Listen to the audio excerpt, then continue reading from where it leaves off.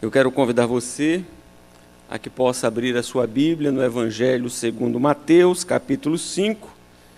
Faremos a leitura do verso 1 até o verso de número 4. Diz o texto: Vendo Jesus as multidões, subiu ao monte e, como se assentasse, aproximaram-se os seus discípulos, e ele passou a ensiná-los, dizendo: Bem-aventurados humildes de espírito, porque deles é o reino dos céus. Bem-aventurados os que choram, porque serão consolados. Amém. O estudo de hoje versa sobre a segunda bem-aventurança, que diz: Bem-aventurados os que choram, porque serão consolados. Porém, antes de adentrar no estudo propriamente dito desta noite, é muito importante lembrar algo que já foi dito na semana passada como introdução na primeira bem-aventurança. E a primeira recordação que eu gostaria de fazer é a respeito de quem são os bem-aventurados. Lembrando aos irmãos que bem-aventurados são os cristãos, bem-aventurados são os que nasceram de novo, bem-aventurados são os filhos de Deus. A bem-aventurança, ela não se estende indiscriminadamente, indistintamente. Ela está restrita e se aplica a quem nasceu de novo, a quem é discípulo de Cristo Jesus. É de suma importância ter essa compreensão. O não regenerado, aquele que não nasceu de novo, aquele que não é nova criatura, aquele que não é discípulo de Cristo, ele não é beneficiado pela bem-aventurança. Ele não pode usufruir o resultado da bem-aventurança. Segundo, a natureza da bem-aventurança. A natureza é de caráter espiritual e a bem-aventurança tem a sua consequência, ou suas consequências, os seus resultados, aqui e agora, na nossa vida cotidiana.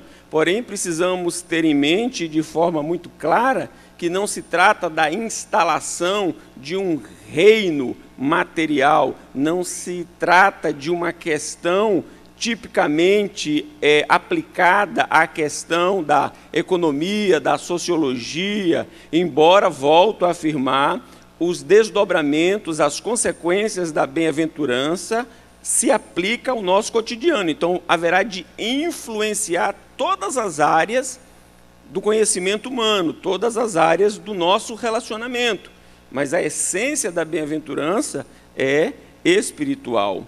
A sua vigência é, portanto, aqui e agora, embora de forma ainda limitada, e se estende e se aplica à eternidade. Na eternidade, então, teremos de forma plena tudo o que aqui já experimentamos. Então, é importante ter essa questão de forma muito clara na nossa mente, para que não venhamos a imaginar que as bênçãos da bem-aventurança, elas só serão usufruídas no reino futuro, no reino vindouro. O reino já chegou, embora ele não esteja em sua plenitude, ele está vigente e nós sentimos as consequências da sua presença entre nós. Louvado seja Deus por isso. Nós somos consequências da chegada do reino que já está entre nós.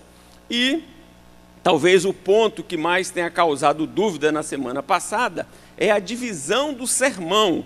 Então eu vou repetir aqui a divisão do sermão do monte e imagino que dessa vez deva conseguir esclarecer bem essa questão. O sermão está dividido nas seguintes partes: o caráter cristão, a influência cristã, a justiça cristã, a piedade cristã, o almejar cristão, os relacionamentos cristãos e uma dedicação cristã. Aqui nós temos, então, a estrutura do sermão, os pontos do sermão. Como eu fiz a exposição da divisão semana passada,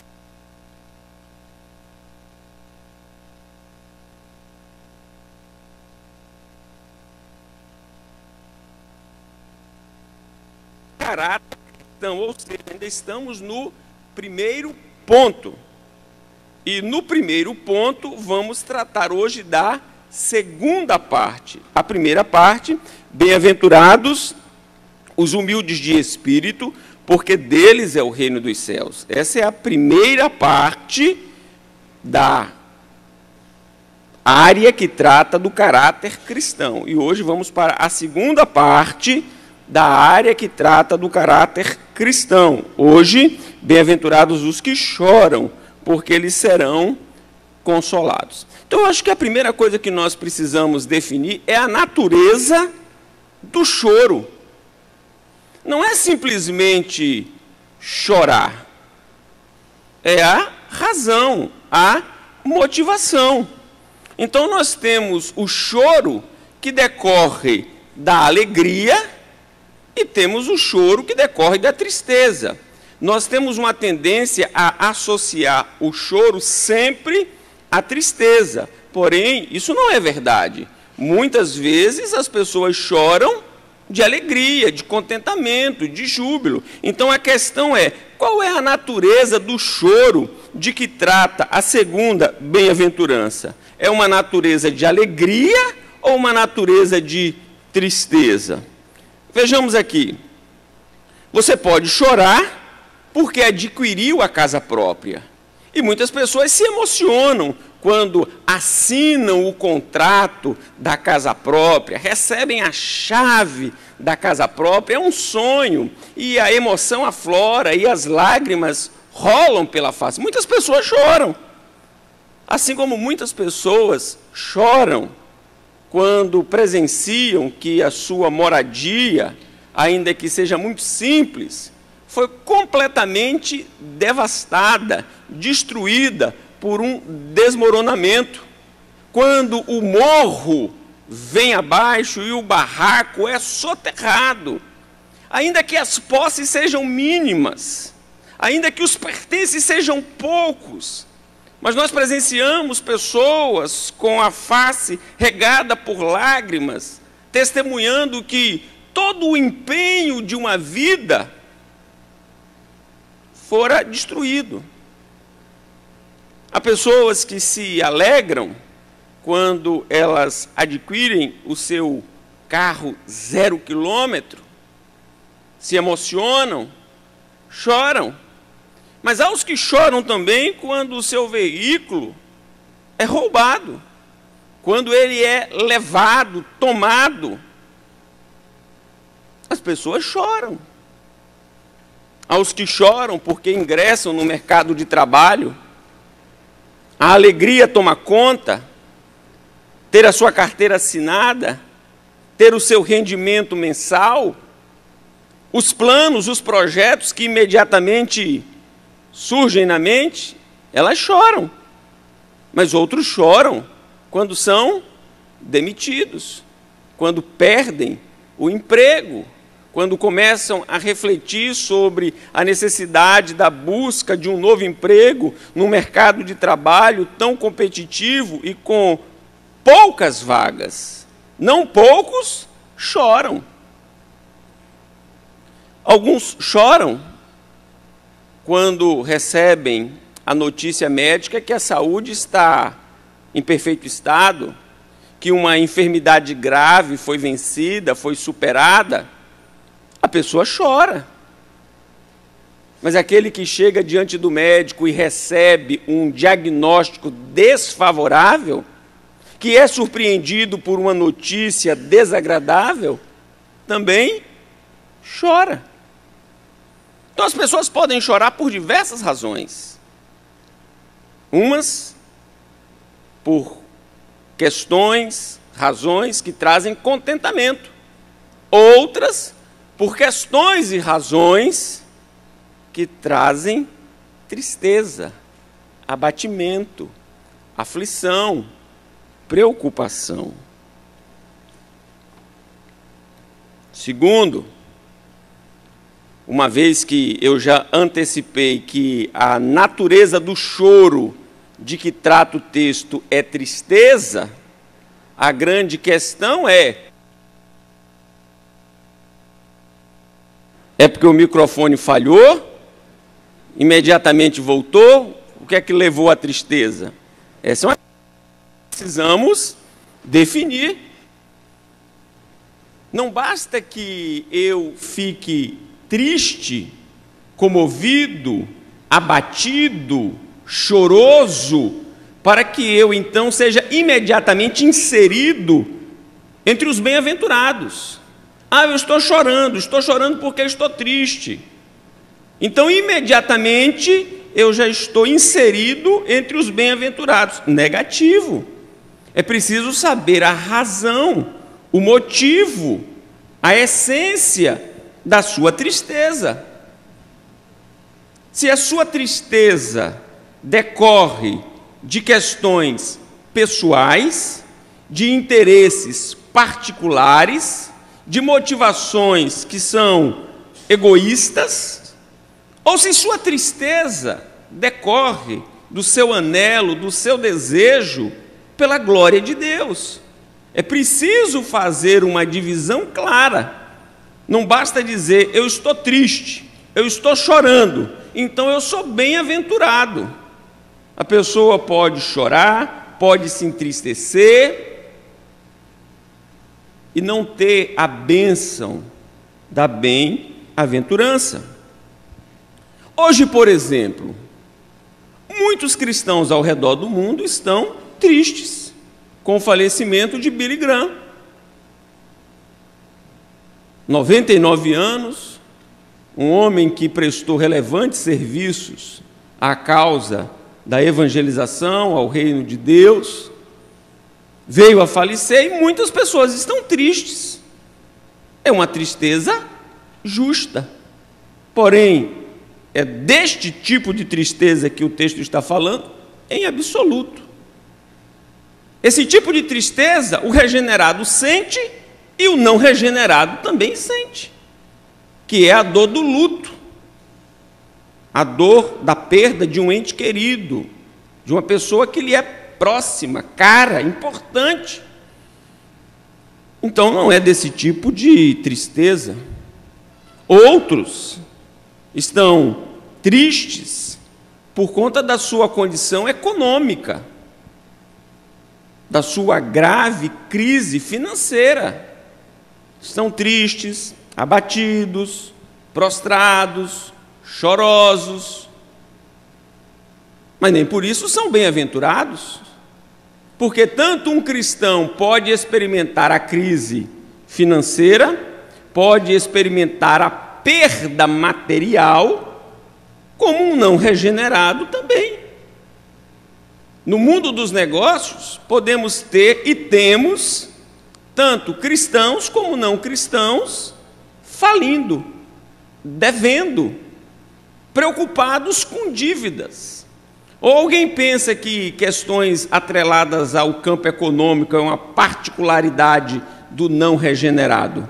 O regenerado não sofre, não sente, não padece em meio à crise econômica. Não tem perdas, prejuízos, acumula dívidas. Então é preciso que a gente veja essa questão. O abandono pode ser a razão de uma tristeza, de um choro, de um lamento, de uma dor. Mas por que eu fui abandonado, por que eu fui esquecido, por que eu fui desprezado? Necessariamente eu estou inserido entre os bem-aventurados? Porque o abandono, o desprezo e o esquecimento me causou dor, abatimento e lágrimas? Não. Por que não? Porque tanto o cristão como o não cristão, eles podem experimentar o abandono, o esquecimento, a negligência. Então essas questões que são de caráter pessoal, elas dizem respeito a cristãos e não cristãos. Então não é a tristeza que decorre das causas pessoais, corriqueiras, ordinárias, comuns, que nos propiciam a bem-aventurança. Porém, quando o que nos causa tristeza, dor, abatimento, lágrimas, é a glória de Deus, aí nós somos bem-aventurados. Sabe por quê? Porque o não regenerado não tem nenhum interesse para com a glória de Deus. O não regenerado não tem nenhuma preocupação em que Deus seja glorificado, ele não tem interesse nesse assunto, ele não está preocupado com isso, ele está preocupado com o seu bem-estar, com a sua vida, com os seus planos, com os seus projetos, com as suas aspirações. E se aquilo não caminha de acordo com o planejado, ele se entristece, ele chora, ele se abate. Mas ele não é bem-aventurado. Bem-aventurado é quem sofre, chora, padece por conta da idolatria. Bem-aventurado é aquele que chora, que sofre, que padece por conta do orgulho, por conta da cobiça. Quando percebendo estes elementos na sua vida, quando percebendo que estas questões estão destruindo, afligindo, consumindo outros, ele então toma para si as dores, porque ele almeja a glória de Deus. Então, quem é bem-aventurado? Bem-aventurado é aquele que, analisando a sua vida e percebendo que ela não está em conformidade com o padrão estabelecido pelo próprio Deus, ele chora, ele sente, ele se abate, porque ele deseja que a sua vida venha a corresponder ao projeto que o próprio Deus estabeleceu. Quando ele percebe que alguém está distante, alheio, indiferente a Deus, à sua vontade, ao seu propósito, então ele chora. E aí ele é bem-aventurado. Muitas vezes nós pensamos que somos bem-aventurados quando nos entristecemos por conta dos nossos projetos. Nós somos bem-aventurados quando nós nos entristecemos porque percebemos que não estamos de conformidade com o projeto de Deus. E aí, é algo que é necessário destacar. Só chora e lamenta quem está distante dos projetos de Deus, quem é pobre de espírito. Ninguém vai chegar no segundo estágio sem que antes tenha experimentado o primeiro estágio.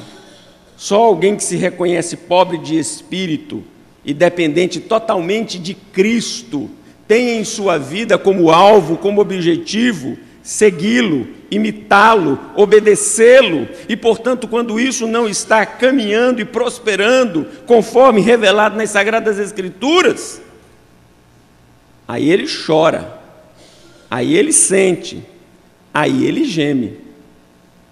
E aí agora, meus amados irmãos, surgem algumas questões nas quais nós precisamos refletir, porque não é difícil dizer assim, não, eu sofro por conta da glória de Deus, não é difícil, mas nós queremos ver se na prática, no dia a dia, é isso mesmo, é assim que acontece.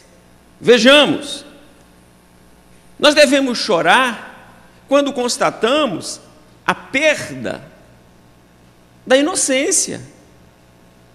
Quando deixamos de ser inocentes no trato, e inocentes aqui é o oposto de agir de forma dolosa, porque às vezes agimos de forma dolosa, às vezes estamos preparando uma arapuca, às vezes estamos colocando uma casca de banana, para que o outro se arrebente, para que o outro caia, para que a gente possa ver o nosso desafeto sucumbindo. Quando nós fazemos isso, nós estamos longe do padrão de Deus. Nós precisamos chorar quando nós perdemos a inocência. E a inocência é lidar com o outro de forma aberta, de forma transparente, sem desejar o prejuízo, sem desejar o mal, sem desejar um infortúnio. Nós precisamos ver se realmente nós desejamos a glória de Deus quando nós percebemos que não estamos agindo com justiça. Nós precisamos pleitear, almejar a justiça, o que é certo. Às vezes nós temos um critério torto. Depende de quem faça determinada coisa para que nós possamos dizer se é certo ou se é errado. Não é o que foi feito, é quem fez. Dependendo de quem fez, pode ser certo, pode ser errado.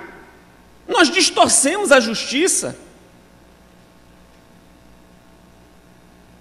E quando nós percebemos que nós estamos distorcendo a justiça e não estamos chorando por isso, nós estamos distantes da bem-aventurança. Quando nós perdemos o amor pelo próximo, quando nós perdemos a solidariedade, quando nós perdemos a ternura, quando nós perdemos o afeto, e isso se dá quando nós colocamos em prática o egoísmo e esquecemos o altruísmo. E não é difícil nós priorizarmos o egoísmo e deixarmos de lado o altruísmo. É aqui que nós precisamos chorar. Porque qual é o padrão bíblico? Amar o teu próximo como a ti mesmo. E quando nós não amamos o nosso próximo como nós amamos a nós mesmos, nós estamos desrespeitando a lei de Deus. E será que nós sentimos, choramos e gememos por isso? Quando nós perdemos o interesse pelo arrependimento. Quando foi a última vez que nós pedimos a Deus, Senhor, me dá a graça de arrepender-me? Não é de dizer, Senhor, perdoa os meus pecados, porque dizer, Senhor, perdoa os meus pecados é fácil. Agora, chorar pelo genuíno arrependimento é outra história. Então, bem-aventurado é quem chora, quem geme diante de Deus, buscando o genuíno arrependimento, deixando de lado as obras mortas.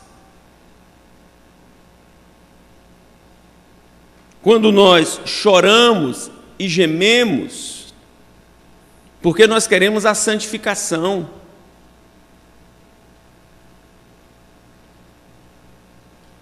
É comum firmarmos um propósito, vou usar uma expressão que é corriqueira no nosso meio evangélico, o propósito para um emprego novo, o propósito para uma casa nova, um propósito para um carro novo, um propósito para a restauração da saúde.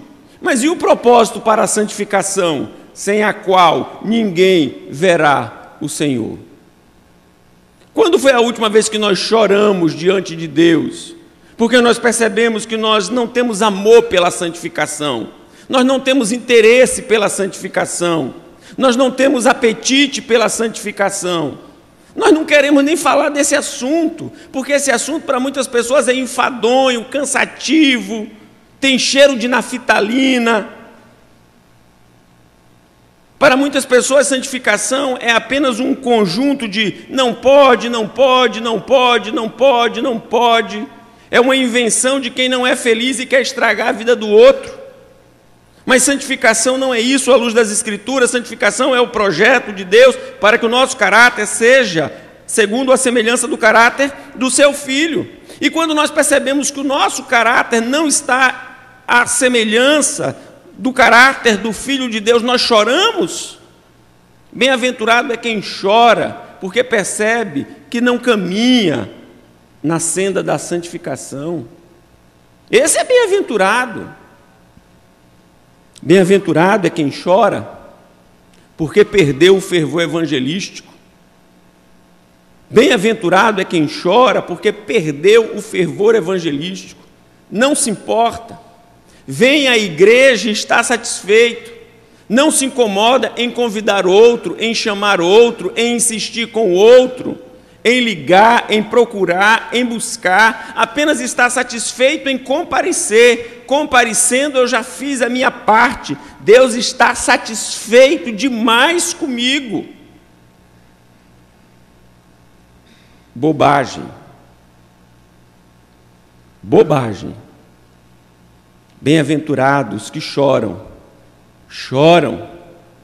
porque sentem as suas mazelas, choram porque sentem os seus pecados, choram porque percebem a sua distância do padrão que é Jesus Cristo. E aí a pergunta não diz respeito a você, a pergunta diz respeito a mim. Será que eu estou chorando? Estou chorando pelas razões corretas? Estou chorando pela causa própria? No momento de análise como o que eu acabei de propor aos meus irmãos, é comum a gente dizer: seria tão bom se fulano tivesse aqui para ouvir. Ele bem que está precisando ouvir essas verdades. Quem está precisando ouvir isso é eu e você que estamos aqui. É quem está nos acompanhando pela internet. Somos nós que precisamos. Às vezes a gente quer dizer o outro, quer passar receita para o outro. Achamos que é bom para o outro. Mas isso aqui ele falou para os seus discípulos. É bom para os discípulos. É bom para eles. Quarto lugar, a tristeza faz parte da vida cristã. Isso é um escândalo, né? No nosso meio evangélico brasileiro, dizer que a tristeza faz parte da vida cristã, quando o que importa é ser feliz, quando o que importa é que tudo dê certo, quando o que importa é que a sua vontade seja atendida e satisfeita plenamente. Dizer que a tristeza faz parte da vida cristã soa de forma agressiva, soa de forma deselegante, soa muitas vezes de forma assintosa, e talvez alguém esteja dizendo: está amarrado, eu não aceito essa declaração, pois se você não aceita a tristeza e o choro que decorre dos pecados cometidos contra Deus, você precisa avaliar se realmente você nasceu de novo. Porque bem-aventurado é quem chora os seus pecados. Bem-aventurado é quem lamenta e se entristece por suas transgressões. Por isso, se nós não estamos nos entristecendo, é bom que façamos uma avaliação a respeito do que se passa conosco. A tristeza faz parte da vida cristã.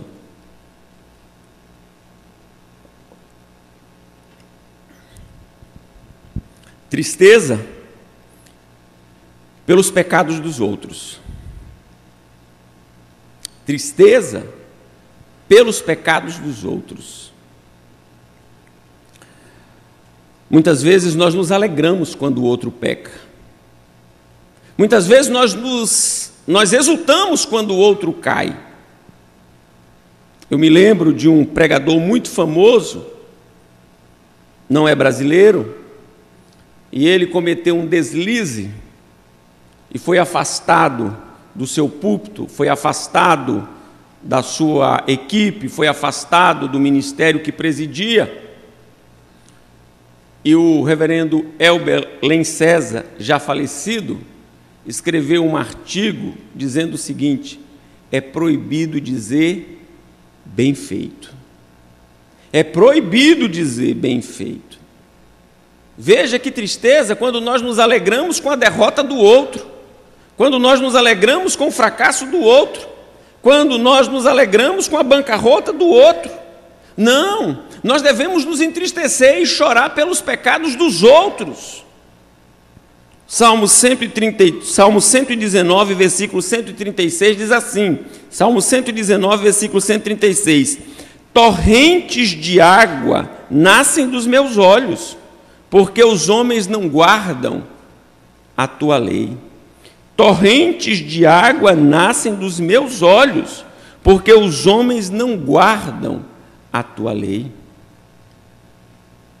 A tristeza faz parte da vida cristã, porque nós devemos nos entristecer quando percebemos que as pessoas estão distantes de Deus, que as pessoas estão vivendo contrárias à lei de Deus, porque as pessoas estão se afundando no pecado. E nós, quando não estamos indiferentes, às vezes estamos nos alegrando com a destruição do outro, quando é nosso dever chorar, gemer, porque o outro está distante de Deus. Em João 11, versículo 35, nós temos um texto que é muito conhecido. Jesus chorou. E muitos interpretam que Jesus chorou porque Lázaro estava morto e ele gostava muito de Lázaro, e de fato o texto diz que ele o amava. E muitas pessoas dizem, ele chorou porque ele estava triste porque Lázaro morreu. Eu não faço parte do grupo que interpreta desta forma. Eu creio que as lágrimas de Cristo ali são lágrimas em decorrência da incredulidade do seu público, dos seus ouvintes. Sabe por quê? Porque o próprio Senhor Jesus resolveu permanecer onde ele estava quando Lázaro estava enfermo. O próprio Senhor Jesus sabia que dentro de alguns instantes ele haveria de ressuscitar a Lázaro. Ora, como ele poderia estar triste pela morte de Lázaro se dentro de pouco tempo depois ele iria ressuscitar Lázaro? Mas ele está triste por conta da incredulidade daquelas pessoas. Eu compartilho desta linha de interpretação. O Senhor chora, não por conta de Lázaro, chora não por conta de quem momentaneamente está morto, ele chora por conta da incredulidade dos vivos, daqueles que estão ali. Nós precisamos chorar pelas outras pessoas, precisamos experimentar a tristeza que decorre da compaixão pelos pecados dos outros. Por isso a tristeza faz parte da vida cristã. O apóstolo Paulo assim afirmou na sua epístola aos Filipenses, no capítulo 3, versículo 18: pois muitos andam entre nós, dos quais repetidas vezes eu vos dizia, e agora vos digo, até chorando, que são inimigos da cruz de Cristo. Ele está chorando, ele está abatido, ele não está chorando de felicidade, de alegria, de júbilo, de contentamento, porque tem pessoas que estão se comportando de forma estranha, adversa, incoerente com o Evangelho. Nós precisamos chorar os pecados dos outros, mas não podemos parar só chorando os pecados dos outros. Nós precisamos chorar os nossos próprios pecados. Por isso a tristeza faz parte da vida cristã. Abra sua Bíblia em Lucas, no capítulo de número 7, versículos de 36 a 50. Aqui nós temos um bom exemplo de alguém que chora os seus pecados.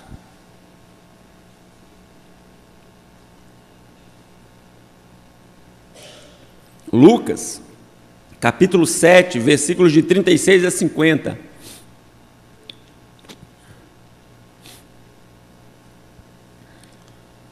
Lucas 7, de 36 a 50. Convidou um dos fariseus para que fosse jantar com ele. Jesus, entrando na casa do fariseu, tomou lugar à mesa.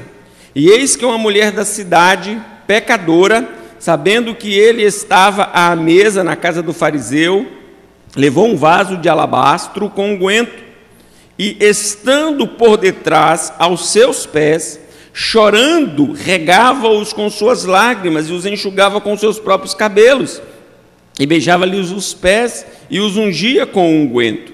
Ao ver isto, o fariseu que o convidara disse consigo mesmo: se este fora profeta, bem saberia quem e qual é a mulher que lhe tocou, porque é pecadora.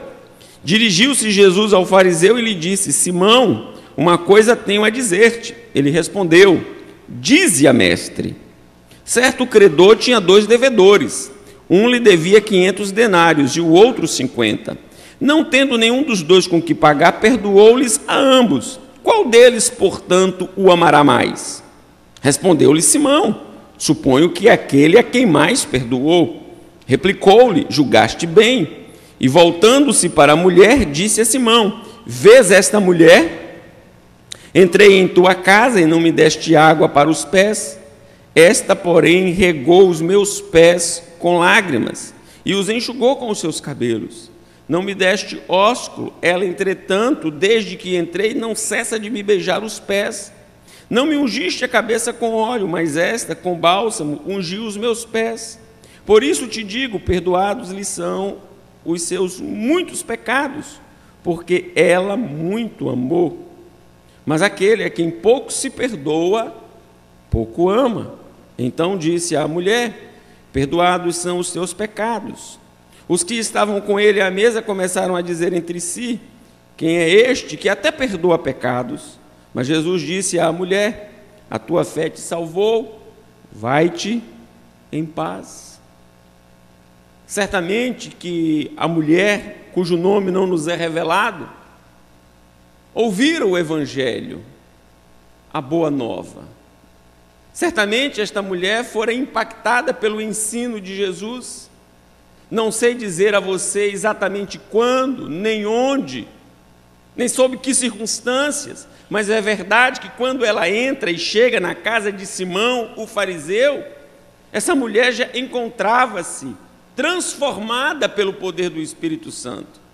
Ela não foi convertida naquele lugar. Ali nós temos uma declaração pública de algo que já havia ocorrido no seu coração.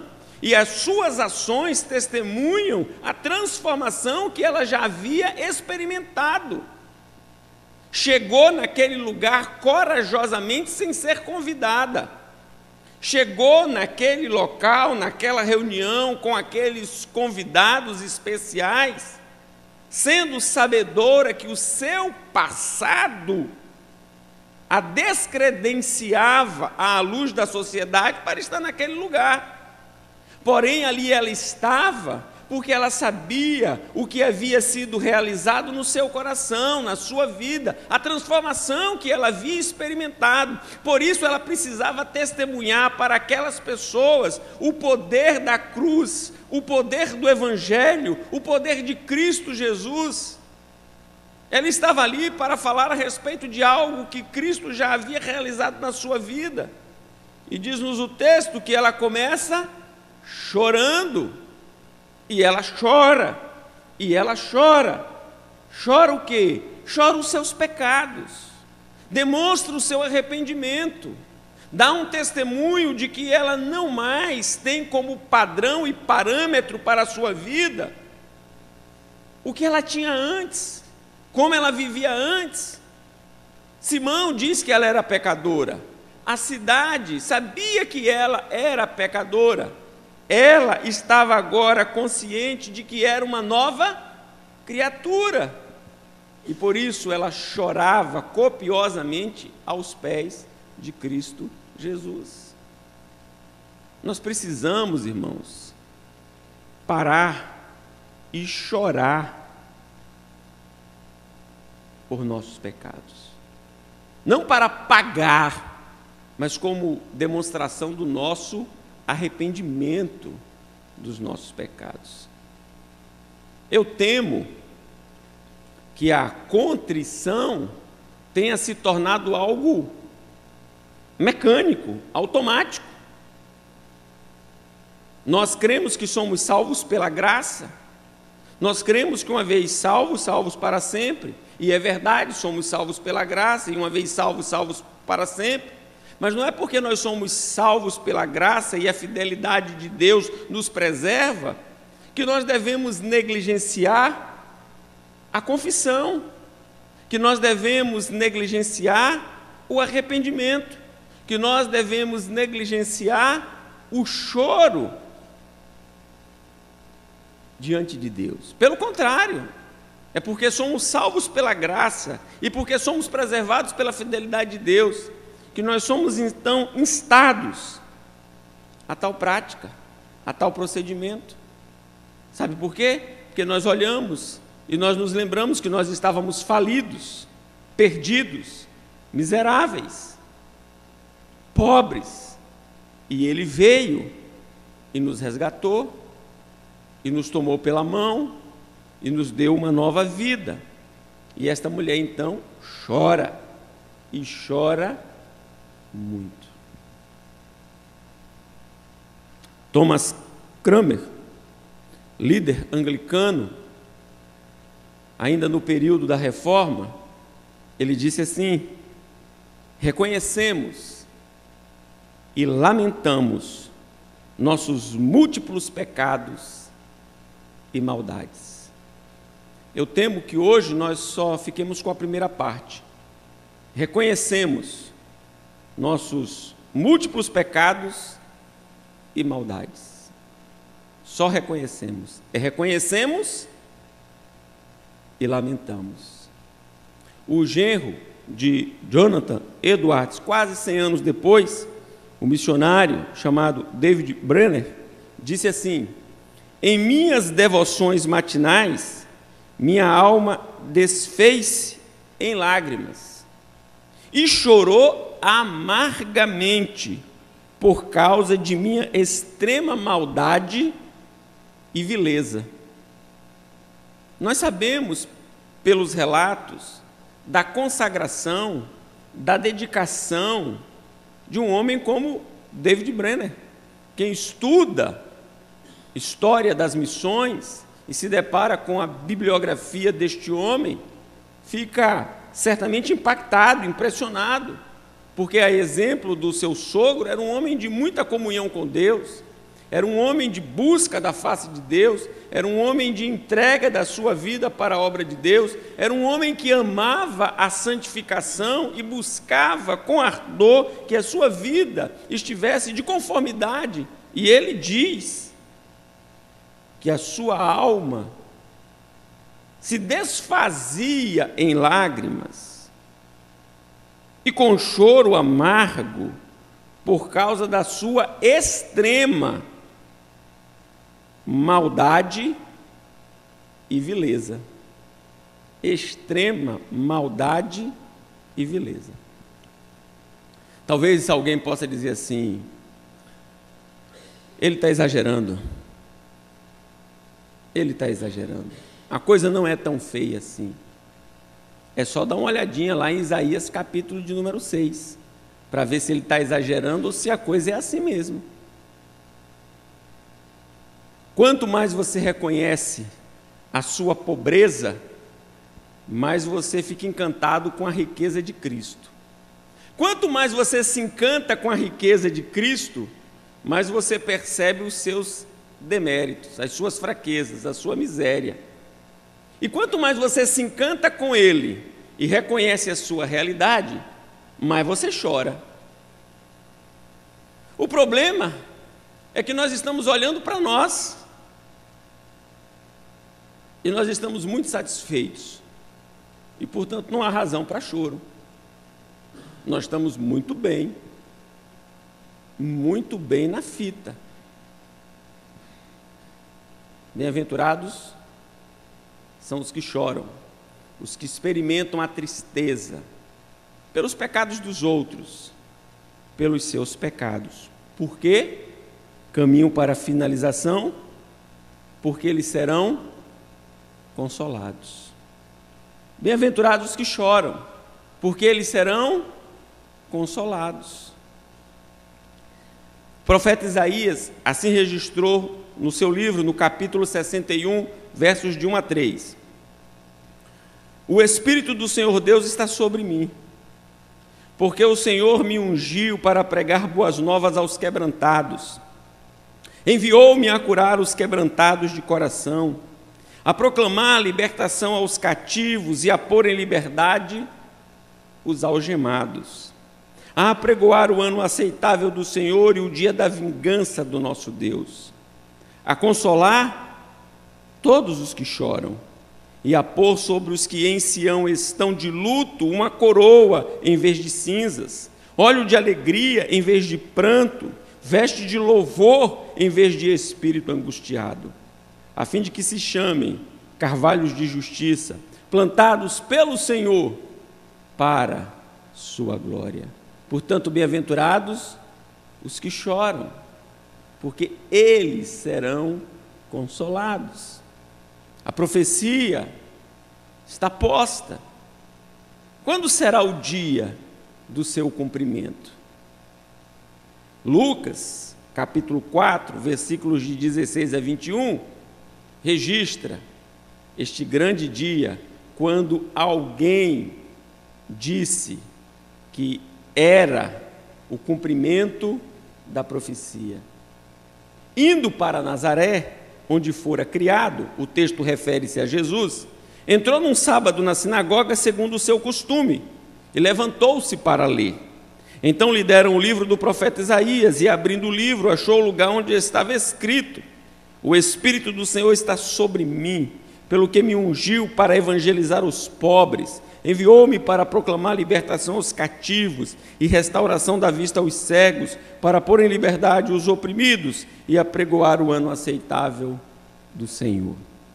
Tendo fechado o livro, devolveu-o ao assistente e sentou-se, e todos na sinagoga tinham os olhos fitos nele. Então passou Jesus a dizer-lhes: hoje se cumpriu a escritura que acabais de ouvir. Estava ali o Messias, o prometido, o Salvador, o Redentor, a esperança, o que consola, o que conforta, o que liberta, o que cura, o que transforma, o que dá sentido, o que dá norte, o que dá vida, o que traz esperança. Por isso, ele podia dizer: vinde a mim, todos vós que estáis cansados e sobrecarregados, e eu vos aliviarei. Tomai sobre vós o meu jugo e aprendei de mim, que sou manso e humilde de coração, e encontrareis descansos para as vossas almas, porque o meu jugo é suave e o meu fardo é leve. Ah, meus amados irmãos, o Filho de Deus assumiu a nossa natureza, tomou sobre si as nossas dores, recebeu o castigo que nos é devido para tornar-se o nosso consolador, aquele que haveria de enxugar as nossas lágrimas, e Ele já o tem feito. Nós já não experimentamos esta bem-aventurança? Nós já não experimentamos o efeito da ação consoladora de Cristo por meio da ação do Seu Espírito que nós habita? Nós não temos experimentado tão grande dádiva? Ah, temos experimentado, mas ainda padecemos, mas ainda, em alguns momentos, sofremos os efeitos do pecado. Porém, essa promessa que já manifesta o seu poder aqui e agora, ela aponta-nos para aquele grande dia, quando então seremos consolados de uma forma plena, esplêndida. E eu não tenho palavras para poder descrever aquele consolo, mas João vai nos mostrar por meio dado pelo Espírito, nos deixou. Apocalipse capítulo 7, versículo 17. Pois o Cordeiro que se encontra no meio do trono os apacentará e os guiará para as fontes da água da vida, e Deus lhes enxugará dos olhos toda lágrima, e nunca mais haverá nenhuma lágrima, porque Ele enxugará toda lágrima. Por isso, nós somos bem-aventurados quando nós choramos por conta da glória de Deus. Por isso, nós somos bem-aventurados quando nós choramos porque percebemos que os outros estão se afastando do propósito de Deus. Por isso, nós somos bem-aventurados quando nós choramos porque constatamos que nós estamos nos distanciando do propósito de Deus. E quando a tristeza faz parte da nossa vida, não por conta dos nossos interesses que foram frustrados, mas porque os interesses de Deus e o seu propósito não está se cumprindo na nossa vida e na vida das pessoas que estão ao nosso redor por conta da desobediência, da incredulidade, da idolatria, da cobiça e de tantas outras coisas, e nós choramos, nós temos a promessa, Lerice, que nós seremos consolados, e já somos consolados, e seremos de uma forma plena. E o consolo vem de quem efetivamente pode consolar, e não haverá de frustrar, decepcionar, se atrasar, retardar, esquecer, negligenciar nenhum dos que efetivamente, ao longo de todo o tempo, estiveram chorando para a glória de Deus. Lembremos-nos, irmãos, que este choro não é uma conquista nossa. Ele decorre primariamente da nova natureza que nós recebemos de Deus. É um prêmio, é uma bênção, é uma dádiva, é uma glória, que nós temos a responsabilidade de cultivar